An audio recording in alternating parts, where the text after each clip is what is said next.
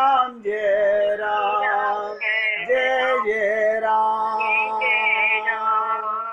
श्री राम जय राम जय जय राम श्री राम जय राम जय जय राम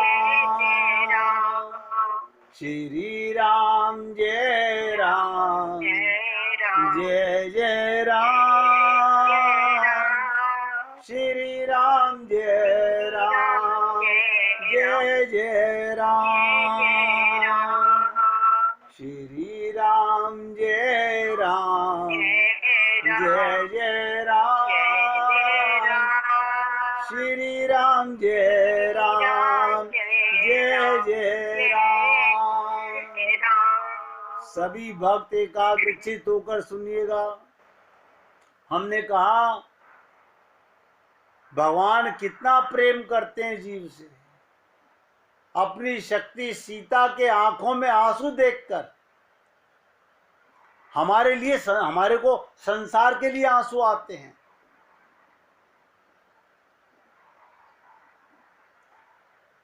जाने अनजाने में आपको एक बात गहरी राज की बता रहा हूं। आप, ऐसा कोई जीव संसार में नहीं है जो परमात्मा से प्रेम ना करता। आप कहेंगे कैसे? एक पति अपनी पत्नी से प्रेम करता है। लगता ये है जैसे ही उसमें से आत्मा और परमात्मा निकल जाते हैं, वो शरीर को जला देता है। तो प्रेम कर किससे रहा था? अरे अगर जान के प्रेम करता तो सच्चा प्रेम हो जाता। इस अज्ञानता को कम मारेंगे। देह में भगवान है, वरना ये मुर्दा शमशान है। ये तन विष की फेरनी, हरि अमृत की खान।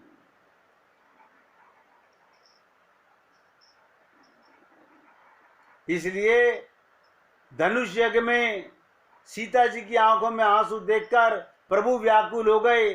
और क्या लिखा गया? सियई विलो की तकेऊ धनु कैसे, चितव गरुड़ लघु ब्यालई जैसे। तब धनुष तोड़ दिया प्रभु ने। क्या मतलब? व्याकुलता देख करके प्रभु हमारी व्याकुलता नहीं सहन कर सकते। जैसे बच्चा नकली रो रहा है या असली रो रहा है, मां को पता होता है। अगर असली रो रहा हो तो गैस बंद कर, तवा उतार, भाग के बच्चे को उठाती है। और वो ड्रामा कर रहा हो, रोने की एक्टिंग कर रहा हो, मां क्या कहती है? तू बेवकूफ समझता है मुझे सब पता है।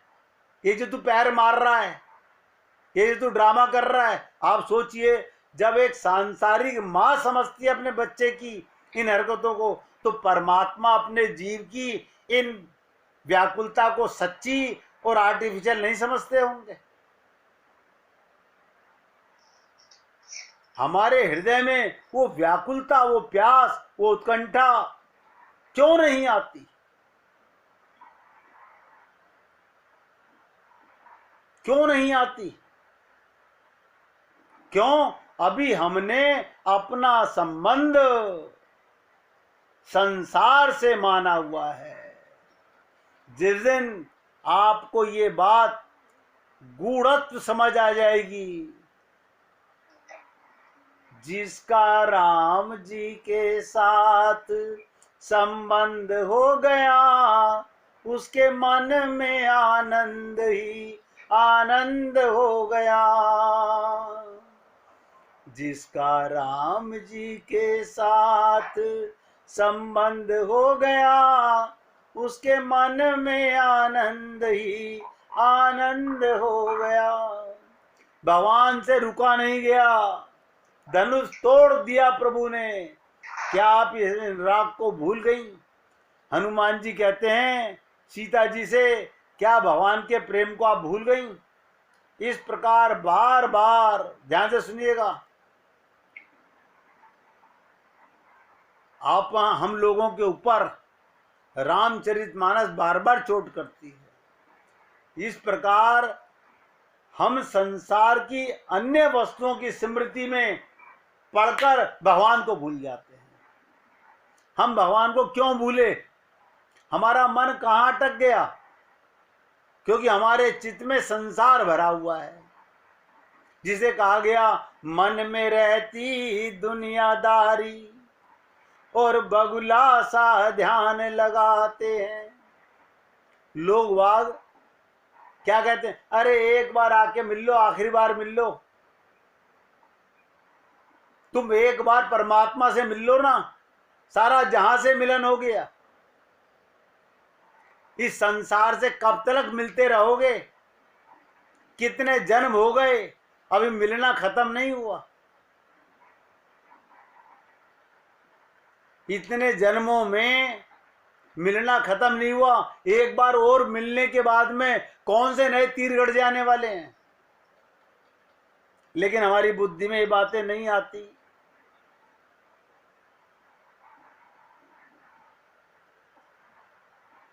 इस प्रकार बार बार हम संसार की वस्तुओं की स्मृति में पढ़कर भगवान को भूल जाते हैं। और कथा का अभिप्राय है फिर से उनकी याद दिला दी जाए। जितनी बार रामचरितमानस की चर्चा सुनोगे, किसी प्रसंग की चर्चा सुनोगे, भगवान की याद दिलाने के लिए इस जीव को अनेक प्रकार की कथाएं सुनाई जाती हैं। सरल स्वभावशील रघुपति को सो बलु मन ही देखाऊ। कथा का उद्देश्य है भगवान के गुणों को हमारे अंतःकरण में स्थापित करना। सीता जी बैठी हुई हैं अशोक वाटिका में, सीता जी बैठी हुई हैं और हनुमान जी की कथा सुना रहे हैं पुष्प वाटिका की। देखिएगा, हनुमान जी कथा सुना रहे हैं जनकपुर की पुष्प वाटिका की, और सीता जी बैठी हैं अशोक वाटिका में। किंतु क्या आप समझते हैं उस समय सीता जी अशोक वाटिका में थी? सीता जी पहुंच गई जनकपुर में। ऐसे ही मैं आपको बताना चाह रहा हूं, हम लोग क्या होता है, हम अपने घर में बैठे हुए, कोई हमारे परिवार की बचपन की बात सुनाए, हम तुरंत अपने 50 साल पुराने घर में पहुंच जाते हैं।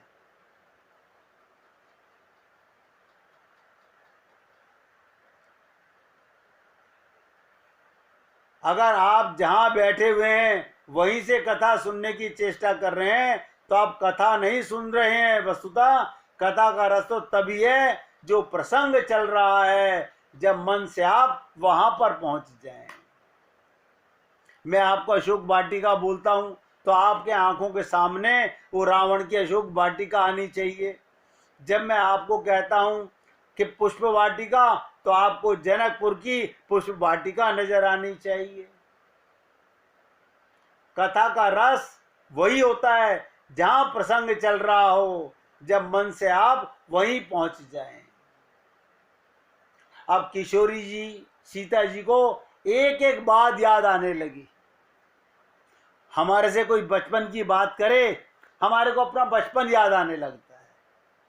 देखो कितनी कमाल की बात है।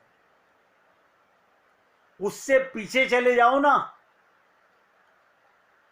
जब तुम मां के गर्भ में थे और भगवान से तुम्हारी बात हो रही थी, उस समय की कथा कौन सुनाए? ये जीव वहां चला जाए तो सीता जी को एक एक बात याद आने लगी। प्रभु कैसे मेरे मुख को, प्रभु राम कैसे मेरी ओर एक टक देख रहे थे, कैसे व्याकुल हो जाते थे। इसका सीधा सा अभिप्राय, जब तक हम भगवान के गुणों को भूले हुए हैं, जब तक हम भगवान के गुणों को भूले हुए हैं, तब तक जीवन में उनका कोई प्रभाव नहीं होगा। आप मंदिर बड़े बड़े विशाल बना लीजिए, जब तक मन मंदिर में भगवान की लीलाएं, भगवान का रूप ध्यान नहीं हो रहा, भगवान से कोई संबंध पक्का नहीं हो रहा, तो संत और भक्त क्या करते हैं? आप और हम लोगों के जीवन में संत और गुरु, ये भक्त लोग जो आते हैं, यह क्या करते हैं? ये भगवान की याद ताजा करते रहते हैं।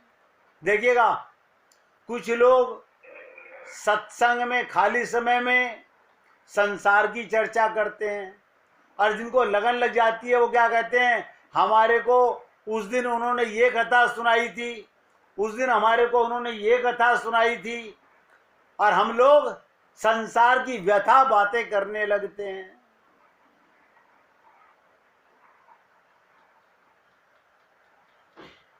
तो होता क्या है, जब कोई संत हमें भगवान की कथा सुनाता है, कोई भक्त भगवान के गुणों की लीला सुनाता है, तो हमारे अंतःकरण में प्रकाश करने लगता है। अंदर प्रकाश, क्योंकि परमात्मा अंदर बैठे हुए हैं। श्री सीता जी ने जब कथा सुनी तो उन्हें बड़ा आनंद आया। रामचंद्र गुण वर्णे लागा, और सुनते सीता कर दुख भागा। ध्यान से सुनिएगा, अगर भगवान की लीला सुन के भी आपके मन में दुख है, तो मैं चैलेंज से कहता हूं, आपने कथा सुनी ही नहीं है। मां का दुख दूर हो गया। नियम है, कथा के बाद वक्ता को धन्यवाद दिया जाता है। कथा सुनने के बाद वक्ता को धन्यवाद दिया जाता है। मां ने सोचा, जिसने इतनी बढ़िया कथा सुनाई है, मैं भी तो उसके प्रति थोड़ी कृतज्ञता प्रकट कर दूं। इसलिए सीता जी ने क्या कहा? देखिएगा, हनुमान जी को धन्यवाद दे रही हैं। श्रवणामृत जही कथा सुनाई, कही सो प्रकट होती किन भाई। जिसने कानों को अमृत के समान सुंदर कथा सुनाई, वो सामने क्यों नहीं आता?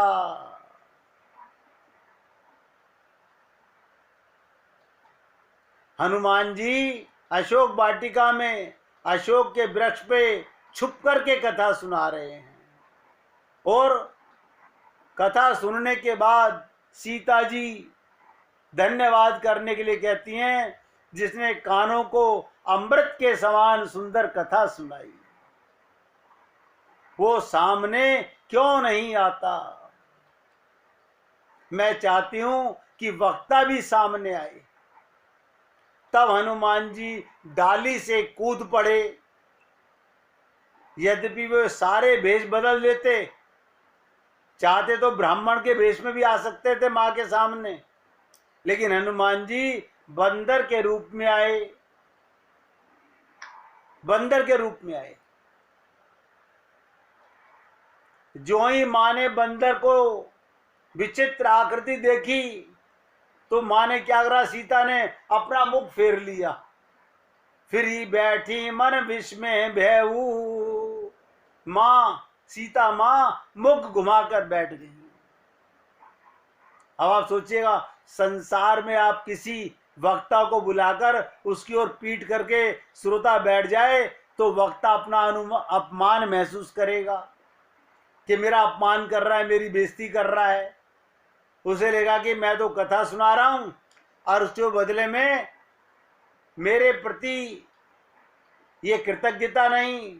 पर हनुमान जी, ध्यान से सुनिएगा, सच्चे अर्थों में कथावाचक हैं। हनुमान जी सच्चे अर्थों में कथावाचक हैं। उनको अपमान का बिल्कुल अनुभव नहीं हुआ। अपितु हनुमान जी ने कहा, मां आप पीट करके बैठ गई तो मुझे दुख बिल्कुल नहीं हुआ। और बड़ी विचित्र बात कही। हनुमान जी क्या बोले? मां कथावाचक तो बंदर ही होता है। रामचरितमानस में आप लोगों ने पढ़ा हो, नर बानरई संग कहूं कैसे। माता ने प्रश्न किया, ये मनुष्य का नर के साथ में मनुष्य का समझौता कैसे हो गया, तुम्हारी हनुमान जी के साथ में संबंध कैसे बन गया। हम मनुष्य होके भगवान से संबंध नहीं बना रहे। सीता जी ने पूछा, नर बानरई संग कहूं कैसे, मनुष्य और बंदर में मित्रता कैसे हुई। इस प्रश्न के पीछे सीता जी का अभिप्राय था, भगवान की कथा तुमने कही पर अपनी भी कथा तो कहो, क्योंकि जब तक संत की कथा नहीं होगी, जब तक संत की कथा नहीं होगी तब तक पूर्णता नहीं हो सकती। कथा का फल है दुख का विनाश। कथा का फल होता है दुख सदा के लिए चले जाए, मन में विश्वास की उत्पत्ति कर दे। हमारे मन में ये संकल्प आ जाए कि राम ही केवल प्रेम प्यारा। सीता जी का दुख तो तभी दूर हो गया था जब हनुमान जी ने वृक्ष पर बैठकर कथा सुनाई थी कि रामचंद्र गुण वर्णे लागा, सुनतई सीता कर दुख भागा। और अब जो कथा कही उसके द्वारा संशय नष्ट होकर विश्वास उत्पन्न हो गया। गोस्वामी जी ने शब्द भी यही कहा, कपि के वचन सा प्रेम सुनी। देखिएगा, कपि के वचन सा प्रेम सुनी, उपजा मन विश्वास, जाना मन क्रम, वचन ये कृपा सिंधु कर दास।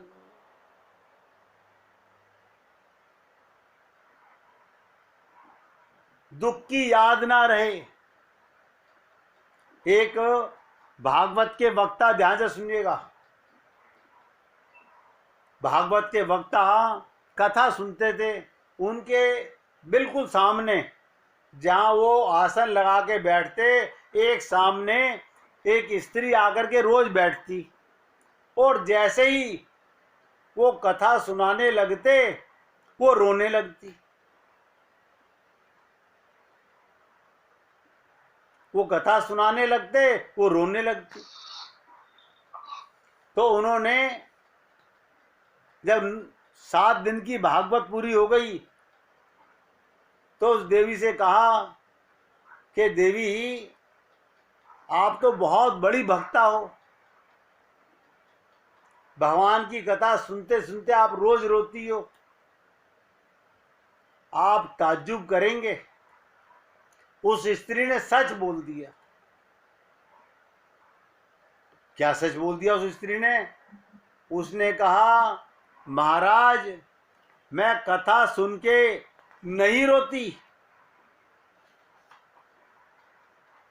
मैं कथा सुन के नहीं रोती।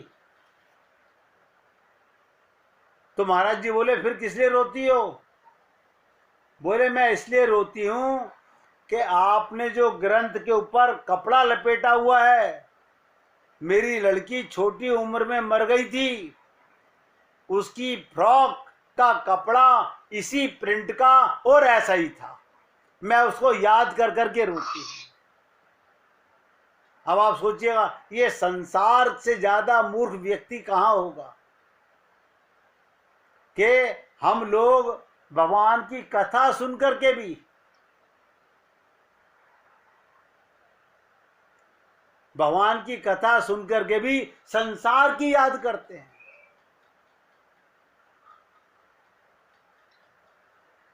मुझे एक लाइन याद आ रही है, सुन लीजिएगा। गुरु नानक जी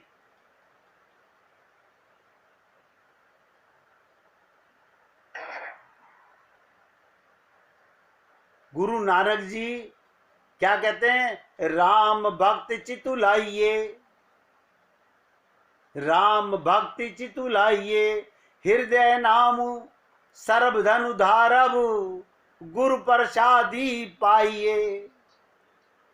हृदय नाम सर्व धनु धारव और गुरु प्रसादी पाइये, अमर पदारथ ते कीर्तारथ सहज ध्यान लिव लाइये।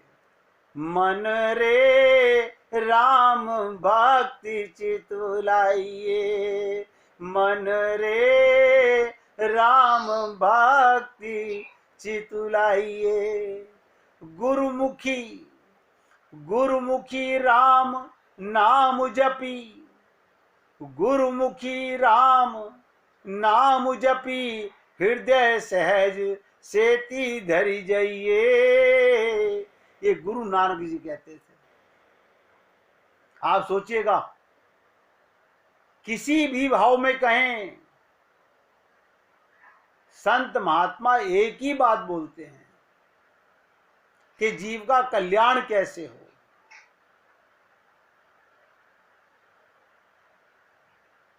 बड़ी गुप्त लीला भगवान करते हैं। भगवान की कैसी गुप्त लीला है, जरा 5 मिनट एकाग्रचित होकर सुनिएगा। भगवान की गुप्त लीला बता रहा हूं रामचरितमानस में।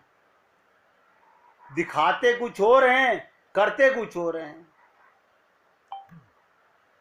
भगवान ने एक गुप्त लीला कैसे की, सूपनखा के द्वारा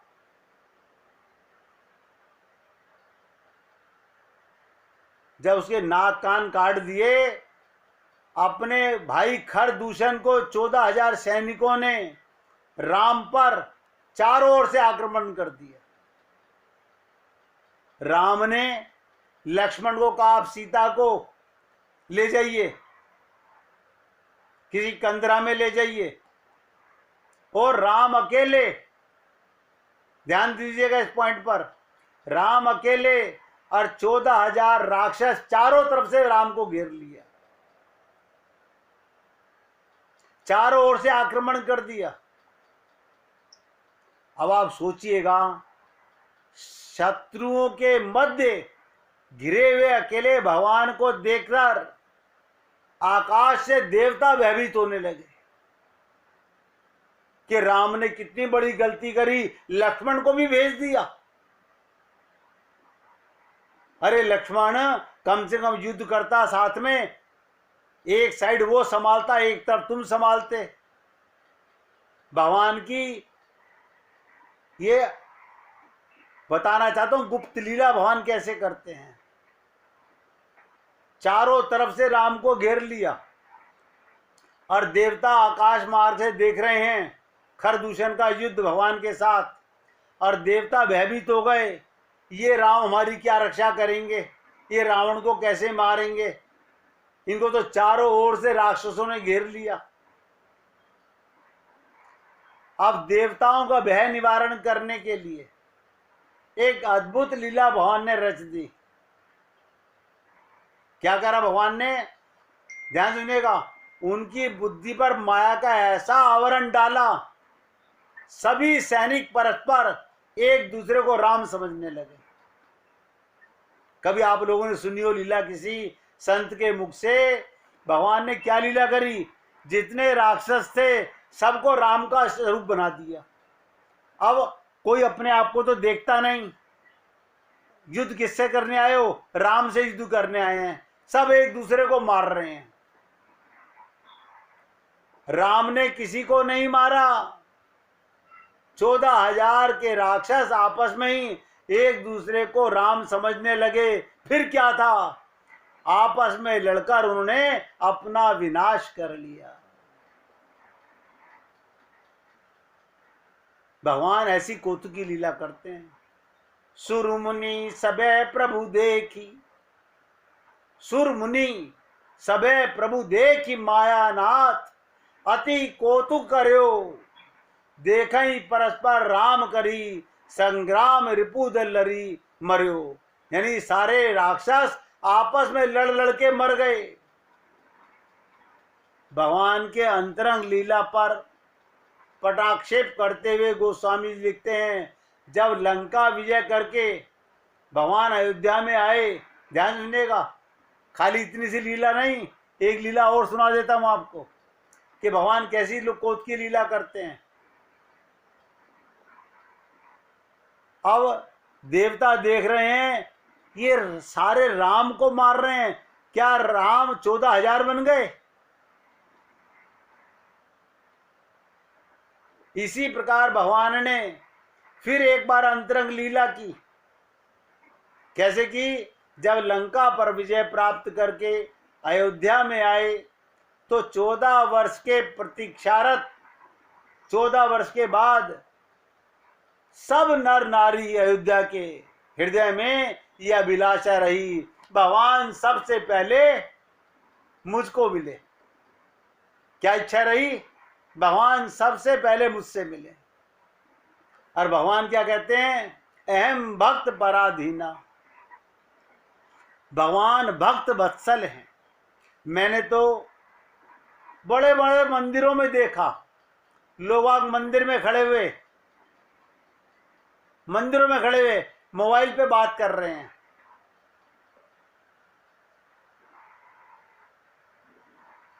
क्या करते? पति देव का फोन आ गया, बेटे का फोन आ गया, मतलब भगवान देख रहे हैं सामने से कि बेटा और पति कितना बड़ा हो गया कि मेरे पास आकर के भी तेरे को ये संसार का गोबर याद रहता है। हम इसमें लिप्त रहते हैं संसार में। और भगवान भक्त वत्सल हैं। अतः अमित रूप धारण करके भगवान ने क्या करा? अनंत रूप धारण करके भगवान ने अनंत रूप धारण करके उन्होंने सबका मनोरथ पूर्ण किया। अयोध्यावासी जब भगवान राम से मिले तो सबको ये लगा कि मैं ही राम से मिल रहा हूं। राम सीधे मेरे से सबसे पहले मिले हैं। और तुलसीदास जी ने लिखा, प्रेमातुर सब लोग निहारी, प्रेमातुर सब लोग निहारी, कौतुक कीन कृपाल खरारी, अमित रूप प्रगटे तेहि काला। भगवान ने अमित रूप प्रगटे तेहि काला, और जथा जोग मिले सबई कृपाला। सबके साथ राम आलिंगन कर रहे हैं और सब कह रहे हैं मुझे मेरे राम मिल गए। एक पल में क्यों? भक्त इंतजार नहीं कर सकता। इस प्रकार उनकी अंतरंग लीलाएं उनके प्रत्येक कार्यों में नजर आती हैं। और तीसरी लीला सुन लीजिएगा। जब एक लीला सुनाता हूं तो दूसरी याद आ जाती है, दूसरी सुनाऊंगा अब तीसरी याद आ गई। जिस समय हिरण्यकश्यपु का पुत्र प्रहलाद उसको उनके गुरु शुक्राचार्य जी के पुत्र बोल के गए कि तुम थोड़ी देर आपस में पढ़ाई करो, मैं अभी आता हूं, हमें राजा ने बुलाया है। अंड और श्रमक ये दो पुत्र थे, चले गए। तो प्रहलाद जी ने अपने सखाओं के साथ भगवान का कीर्तन चालू कर दिया। प्रहलाद जी ने, देखिएगा प्रहलाद जी राक्षस वंश में हैं, हिरण्यकश्यपु राक्षस की संतान है और उनके साथ पढ़ने वाले सारे बच्चे राक्षस थे। लेकिन नारायण का नाम और बच्चों का बाल भाव देखिएगा। जब वो कीर्तन करने लगे, श्रीमन नारायण नारायण नारायण, श्रीमन नारायण नारायण नारायण, भज मन नारायण नारायण नारायण, भज मन नारायण नारायण नारायण, श्रीमन नारायण नारायण नारायण। उस समय भी भगवान विष्णु से रहा नहीं गया। भगवान विष्णु ने कोतकी लीला की। क्या लीला की भगवान ने? भगवान तो वहां थे भी नहीं। भगवान कहाँ नहीं होते? भगवान ने क्या लीला की? ध्यान सुनिएगा। सारे राक्षसों के बच्चे चतुर्भुज धारण करके, भगवान विष्णु का रूप धारण करके, नारायण का रूप धारण करके कीर्तन करने लगे। देवता लोग ऊपर से देखने लगे। हिरण्यकशिपु के पुत्रों को उन्हें शंका हुई कि ये क्या? अरे एक विष्णु तो विष्णु लोक में है, ये इतने विष्णु यहां कहां से आ गए? इतने विष्णु कैसे बन गए? वो भागे भागे विष्णु लोग गए, बोले प्रभु ये क्या लीला है? भगवान कहते हैं जा पर कृपा राम की होई, ता पर कृपा करें सभी कोई। जब भगवान कृपा करते हैं तो सब अपने भक्तों को, जीवों को अपना स्वरूप दे देते हैं। आप कहोगे कैसे दे देते हैं? सिया राम मैं सब जग जानी, भगवान आपको विवेक की आंखें दे देंगे। और विवेक की आंखें क्या है? जित देखूं तित श्याममयी है। सब में भगवान नजर आने लगता है। सब में भगवान नजर आने लगता है। देखिएगा, कल मैं आपके साथ सुंदर कांड की चर्चा समाप्त करने वाला हूं।